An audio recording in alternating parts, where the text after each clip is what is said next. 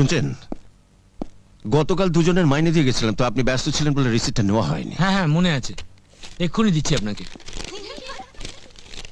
তাহলে আমি কি করব স্যার? সব স্কুলেরই একটা নিয়ম কানুন আছে, বেতন বাকি রেখে পরীক্ষা দেওয়া যাবে না। এটা হেড স্যারের করা অর্ডার। স্যার, আমার মায়ের খুব অসুখ, এখন সে হাসপাতালে। তার ওষুধ কিনতে স্কুলের মাইনের টাকাটা আমি খরচ করে ফেলেছি। আপনি তো জানেন স্যার, আমার বাবা নেই। আপনি হেড স্যারকে একটু বলুন না, কটা দিন পরে। না রে বাবা, হবে না, আমি পারবো না। আচ্ছা, পরীক্ষা দিতে কত টাকা লাগবে? পরীক্ষার ফিস আর মাইনে নিয়ে 500 টাকা। 500 টাকা? শুনুন, একটা কাজ করুন, টাকাটা আমি দিচ্ছি, আপনি এর নামে রিসিপ্ট করে দিন।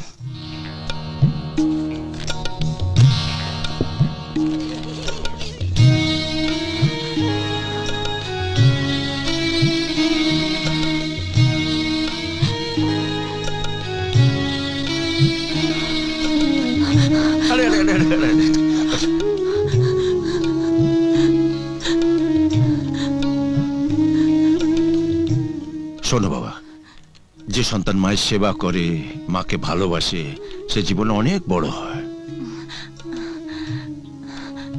আশীর্বাদ করে প্রতিষ্ঠিত হও, মানুষ হও।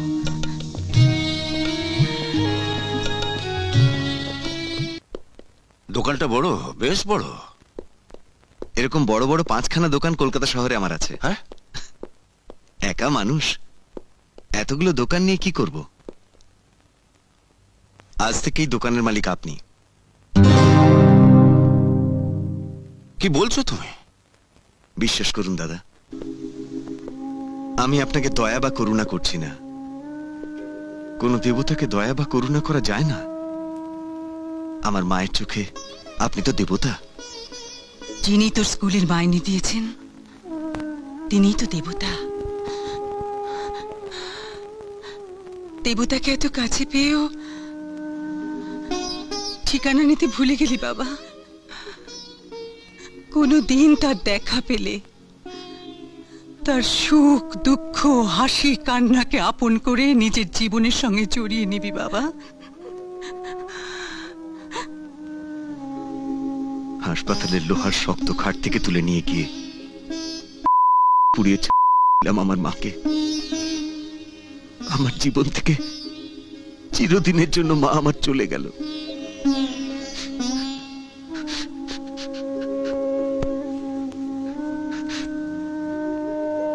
এই দোকানের মালিকানা সত্ত্বেও আজ আপনাকে দিয়ে আমি আমার মায়ের শেষ ইচ্ছে পূরণ করতে চাই।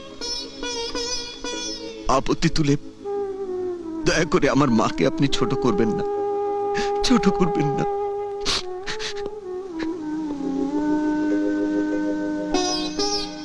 না দেব না, তোমার মাকে আমি ছোট করব না। মাকে যারা ছোট করে, অপমান করে, তারা তো, মায়ের স্মৃতি যারা ভুলে যায়, তারা তো অকৃতজ্ঞ।